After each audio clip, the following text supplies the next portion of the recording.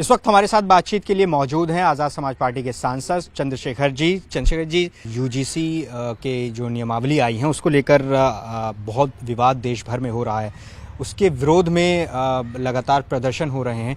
इसको लेकर क्या आपका राय है कि यूजीसी ने जो ये नियमावली जारी की हैं, क्या इसको लेकर कहेंगे? देखिए, पहली बात तो यूजीसी की जो नई नियमावली है, लोगों को समझना चाहिए कि वो किसी एक आदमी ने घर में बैठ के नहीं बनाई है।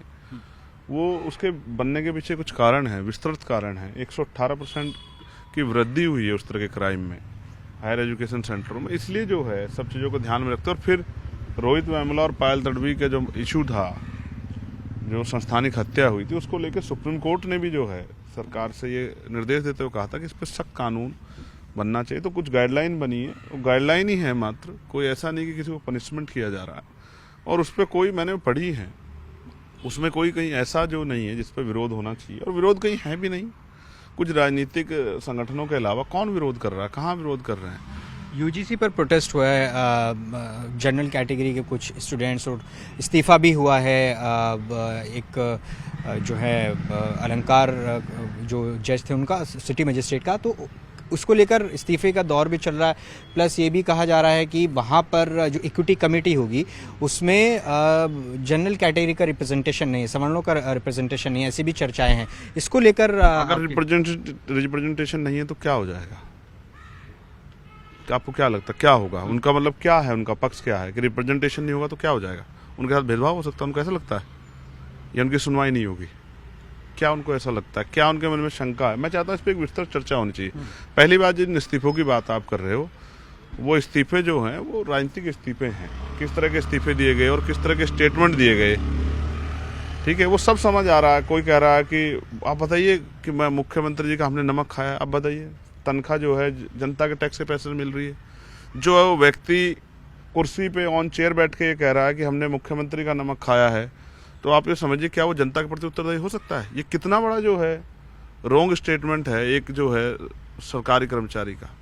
भाई सरकार बदल जाएगी, फिर क्या कहोगे? अगले मुख्यमंत्री ने नमक खाया जनता के पैसे से जो है, या क्या आप मुख्यमंत्री के लिए काम कर रहे थे? इसका मतलब जो है ईमानदारी से आप संस्थाओं के में बैठकर काम नहीं कर रहे हैं। एक बड़ा सवाल उन्होंने खड़े कर दिया इस तरह के इस्तीफों ने। मैं आपको स्पष्ट कर रहा हूँ, क्योंकि अब तक जो कमेटियां बनी उनमें SC ST OBC का रिप्रेजेंटेशन नहीं रहा है।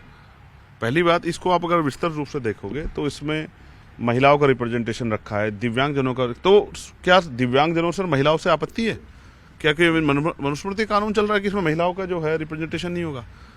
तो महिलाओं का रिप्रेजेंटेशन उसमें है, उसमें जो है दिव्यांगजनों का है, SC ST का है, OBC का है। उसमें जो है 3 जो हैं सीनियर जो हैं वो प्रोफेसर उसमें रहेंगे। उसके जो हेड होंगे वो वाइस चांसलर होंगे। और वाइस चांसलर की स्थिति ये है कि 45 में से 38 तो स्वर्ण जाति के हैं, 1 SC का है, 1 OBC का है, 5 जो हैं, एक ST का है, 5 OBC के हैं।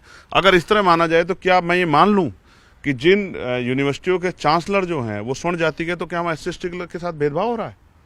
अगर आप ये कह रहे हैं कि रिप्रेजेंटेशन नहीं, तो जहाँ हेड जो हैं स्वर्ण जाति के, तो वहाँ SC ST OBC के बच्चों के साथ भेदभाव हो रहा है। उनको भी इस बात को उठाना चाहिए।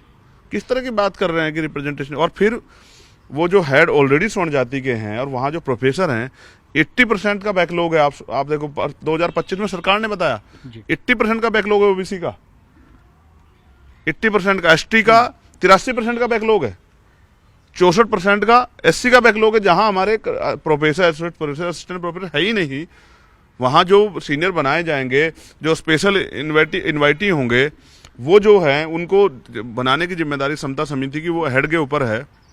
तो कैसे जो उनका रिप्रेजेंटेशन नहीं होगा? और मैं आपको बता रहा हूँ, अगर ये माना जा रहा है कि उनका रिप्रेजेंटेशन नहीं है तो उनका भेदभाव हो सकता है, उनकी सुनवाई नहीं होती। तो जितने इंटरव्यू होते हैं 4th क्लास से लेकर क्लास 1 तक, यानी कि सिविल सर्विस में जितने इंटरव्यू होते हैं, वहाँ क्या SC ST OBC के लोग होते हैं इंटरव्यू में लेने वाले इंटरव्यू? तो क्या उनके साथ भी भेदभाव होता है?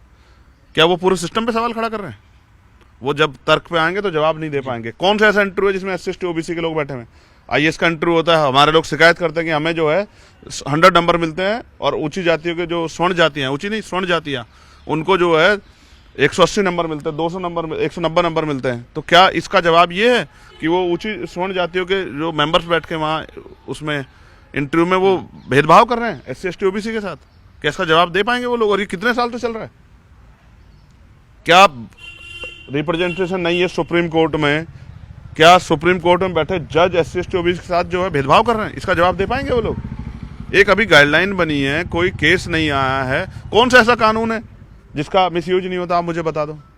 दहेज उत्पीड़न जो है 498 जो ए पे क्या कहा सुप्रीम कोर्ट ने कि टेररिस्ट एक्ट है ये, और फिर जब गुजरात हाईकोर्ट लेके आई कि ठीक है, गुजरात सरकार लेके आई कि भाई इसको जो है ये इसके मिसयूज का खतरा है, आप ये कह रहे हैं? गिरफ्तारी खत्म कर देते हैं, इसमें इसको मैत्रियो कर देते हैं, तो हाईकोर्ट ने कहा कि नहीं ऐसा नहीं हो सकता है। 302 के मुकदमों में क्या कई बार जो झूठे मुकदमे लिखे जाते हैं क्या? तो सारे मुकदमों में आप चाहते हैं कि जिन्होंने FIR करें उन पर सजा हो? तो CBI का कन्वेंशन रेट 74% है, यानी कि 25% मुकदमे जो बाद में जो है कन्वेंशन में जो है वो बरी हो जाते हैं। तो क्या आप CBI के अधिकारी पर मुकदमा करोगे? आप जानबूझ के, मैं आपको बताता हूं, SC ST के साथ OBC को जोड़ दिया गया है। असल लड़ाई मंडल कमीशन से जो चली आ रही है वो आज भी वही लड़ाई है। मंडल कमीशन पे भी इसी तरह का जो विरोध हुआ था, और तब भी SC ST के लोग जो है मंडल कमीशन की सिफारिशों के साथ खड़े रहे थे। और कितने दिनों बाद हुई थी? काका कालेकर आयोग से लेके, यानी कि 52 से लेके और 90 तक वो चला। इतने साल के उसमें वो दबी हुई रिपोर्ट जो है VP सिंह जी के नेतृत्व में रखी गई और उस पर जो है मंडल कमीशन बना। तो मैं पूछना चाहता हूँ, मंडल कमीशन किसके खिलाफ था? जो आंदोलन हो रहा था, आत्मदाह हो रही थी। मंडल कमीशन तो पिछड़े वर्ग को तरक्की शक्ति देने के लिए था, उनको जो है सशक्त करने के लिए था। वो कौन सी बिरादरी के खिलाफ था जो आपने इतने बड़े आंदोलन किए थे? हमेशा जब पिछड़े वर्ग के हितों की बात आती है, और हम पिछड़े वर्ग के साथ खड़े हैं, हम कह रहे हैं चैलेंज करके आपको, हम पाल प्रजापति, कश्यप, सैनी, मौर्य, साक्य, कुशवाहा, बिंद, राजभर, केवट, मल्ला, विश्वकर्मा, सैन, जाट, यादव, गुजर, तमाम जो लोधी बैकवर्ड के लोग हैं हम उनके साथ खड़े हैं। हम कह रहे हैं गारंटी देके, जो मुसलमानों में पिछड़े वर्ग के लोग हैं उनके साथ खड़े हैं। उनके अधिकारों की बात आएगी तो हम उनकी लड़ाई लड़ेंगे, जिसको बुरा लगता हो लगे, हमें क्या फर्क पड़ता है? कुछ नहीं है उसमें ऐसा। बस 2012 में भी यही गाइडलाइन थी, लेकिन SC ST का OBC को जोड़ दिया, अच्छा किया। उनको भी एहसास करा दिया, उनके साथ छुआछूत होता नहीं है क्या? आप बताओ, OBC का कोई प्रधान होता है तो सामंतवादी किस तरह का व्यवहार करते हैं उसके साथ? ठीक है। SC ST का जो प्रधान होता है, क्या आज भी बारात नहीं रोकी जाती? क्या आप नहीं मानते छुआछूत होता है? क्या आज भी पिछड़ों की चोटियां नहीं काटी गई उत्तर प्रदेश में और मध्य प्रदेश में? क्या उनको पैर धुलवा के पेशाब नहीं पिलवाया गया? क्या नहीं हुआ? कुशवाहा के साथ, बघेल के साथ क्या नहीं हुआ? यादव के साथ क्या नहीं हुआ? लोधी के साथ क्या नहीं हुआ? दामोदर यादव के साथ क्या नहीं हुआ? किस तरह की भाषा का प्रयोग किया उसके खिलाफ? और आप मानते भेदभाव नहीं हो रहा है? ये पूरा कानून पहला प्रयास है, और पहले प्रयास से डर गए हो। होना ये चाहिए कि हम लोग अपने बच्चों में ये भाव पैदा करें कि वो किसी के मन को ठेस ना पहुंचाए, किसी के साथ भेदभाव ना करें। ये वो देश नहीं है मनुस्मृति वाला, ये संविधान वाला देश है। यहाँ अगर आप भेदभाव करोगे, कोई अपराध करोगे, तो फिर तो कार्रवाई होगी ही होगी। आप ऐसा करते क्यों हैं? अपने अंदर बदलाव करो ना। बचपन से जो प्राइमरी इंस्टीट्यूशन है उन्हीं में पढ़ाया जाना चाहिए। उनको इस पे चर्चा होनी चाहिए कि कौन से शब्द यूज नहीं करने किसी के उसको। और अब मैं आपको ताज़ा उदाहरण बताता हूँ। एक IPS थे पूरण कुमार जी, हरियाणा में ADGP लेवल के अधिकारी, और उन्होंने सुसाइड किया। सुसाइड नोट पे लिखा कि मेरे साथ कास्ट बेस्ड डिस्क्रिमिनेशन हो रहा है। और अभी IAS टीना डाबी जो टॉपर रही है, ऐसे नहीं बनता टॉपर, तो ज्ञान में किससे कम नहीं, उससे वो तिरंगा अभी जो है तिरंगे को सलामी देते, उससे एक मिस्टेक होगी तो उसकी जाति के आधार पर उसको जो है अपमानित करने के लिए पूरे सोशल मीडिया पे कैंपेन चला। आज भी जो हमारा IAS आदमी बन गया उसका खिलाफ आप वो करते हो, कैंपेन चलाते हो, और आप कह रहे हो आप जातिवादी नहीं हो। ये उन्हीं को दिक्कत हो रही है जो जातिवादी हैं या जन्म से अधिकार समझते हैं। जाति के आधार पर अपमान करना कमजोर वर्ग का, उनको दिक्कत हो रही है। एक आखिरी सवाल ये है कि जिस तरह से प्रोटेस्ट हो रहे हैं, क्या अगर इसको वापसी होती है, ट्रेंड चल रहा है ट्विटर पर कि इसको वापस लिया जाए, अगर इसमें कुछ बदलाव होता है, वापस लिया जाता है, चूंकि आप दलितों के मुद्दे उठाते रहे जोर शोर से, हमने देखा, क्या अगर ऐसी स्थिति बनती है तो आज़ाद समाज पार्टी की क्या इस पर रणनीति होगी? क्या टेक होगा? हम तो इंतजार कर रहे हैं, सरकार पीछे तो हटे।